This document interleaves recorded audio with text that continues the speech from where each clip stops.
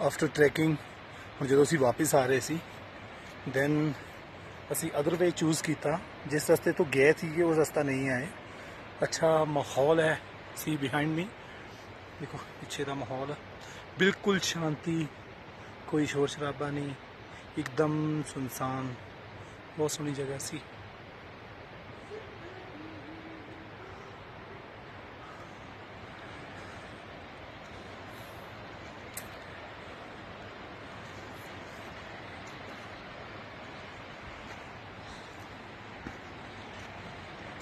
Come.